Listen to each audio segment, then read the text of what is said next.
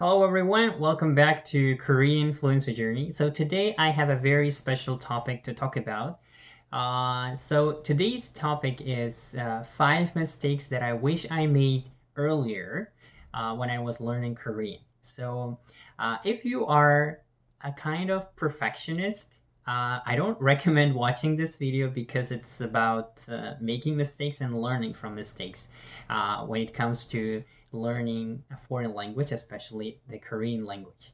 So I will be sharing my mistakes that I wish I knew earlier and um, talk about some tips, also how I could improve. The only message that I want to convey through this video is that mistakes are part of learning process, and it's okay to make mistakes, and we are not insured from making mistakes, especially in learning a foreign language.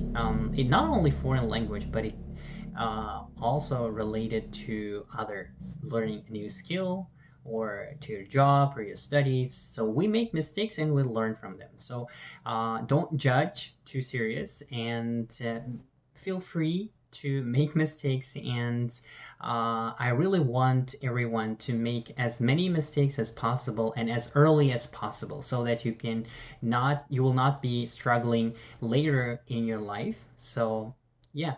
So without further ado, let's start about my mistakes, talking about my mistakes. So mistake number one is about pronunciation. I wish I knew about pronunciation rules in Korean earlier.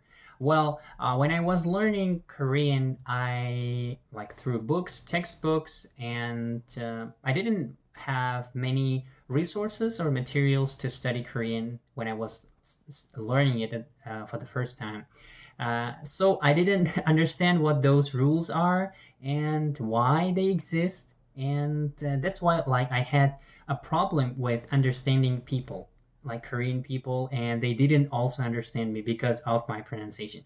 I can't say it was too bad, but uh, it was bad enough not to be understood by native speakers and also by other foreigners. So uh, what I want to say is that when you just start learning Korean, pay attention to pronunciation rules. It's called like 발음법칙 or 발음규칙. So you can search on the internet and you can find those pronunciation rules, like some letters or sounds change, and we do not pronounce them as we want, as they are shown in the Korean alphabet. So some of them are not pronounced, some of them are pronounced differently, and some of them are pronounced totally differently when they are in combination with other letters or sounds. So that's why I really want you to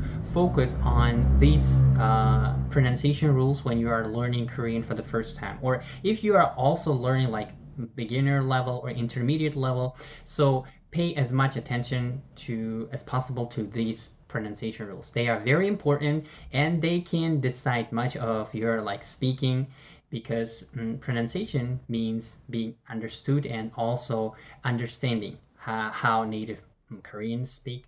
Two is I have tried a lot of times to find similar rules, similar grammatical rules or pronunciation rules, sounds in my native language.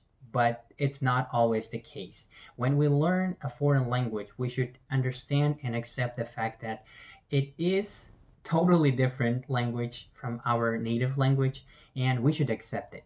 So don't try too much and too hard to find some match between your um, native language and Korean, because there are some, of course, differences in terms of pronunciation, grammar, and etc.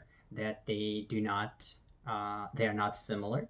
So especially like most Korean learners, including me as well, find it like word order of Korean sentences a bit challenging. So this is also one thing that we should accept, that in Korean, usually the verb comes at the end of the sentence. So yeah, we should not memorize, or we should not try to memorize that rule. Just accept it's totally different and it really works. When I was learning Korean, like for the first time, I had a difficulty accepting those kind of differences in between like different languages. So my advice is to accept as early as possible and don't try to find the exact similar how to say grammar rule, pronunciation rules, or anything else between your native language and the Korean. They might be totally different, or they might be also similar to each other. So I hope that you will not repeat my mistake. Number 3 is not learning words in chunks. I regret not learning words in chunks when I was learning Korean at first. I was just memorizing single words, and it didn't help me when I wanted to speak, when I wanted to express myself in Korean. It was not helpful learning words, single words. So when you come across a new word, don't try to memorize just the single word, the meaning. Like, for example, let's say chip and house. Don't try to memorize this way because it's not helpful. But try to make some combinations, like try to learn them in chunks. So maybe you can make your own sentence or make your own, how to say, collocations.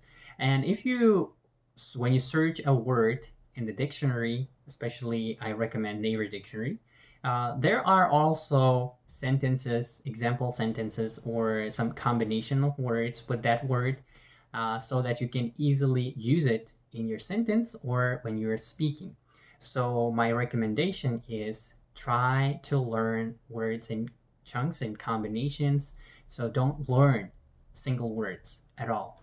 If you are too lazy to not like write a whole sentence, just learn some basic phrases with that word. For example, if we take the example of house, cheap, you can say a beautiful house, or what else? An expensive house. This kind of sentences or expressions will help you when you speak Korean. Mistake number 4 is that I didn't use any Korean dictionaries when I was learning Korean for the first time.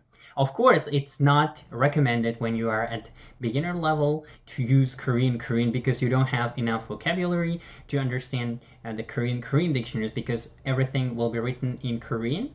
The explanation of the word, the meanings, and the example sentence all will be in Korean. So, but still, even if you're a beginner, but if you have like level 2 or level 3, don't be afraid to use Korean dictionaries. They are very helpful, especially in distinguishing the meanings of the words. And it also really helps you with thinking in Korean, because the sentences are also written in Korean. Everything is written in Korean. When you use English Korean or Korean English dictionaries or any other language bilingual dictionaries, I guess, the disadvantage is that not all meanings are translated correctly and clearly. So, but at the beginning level, it is okay to use those kind of dictionaries. But when you are already intermediate or advanced level, you should be using Korean. Mistake number 5.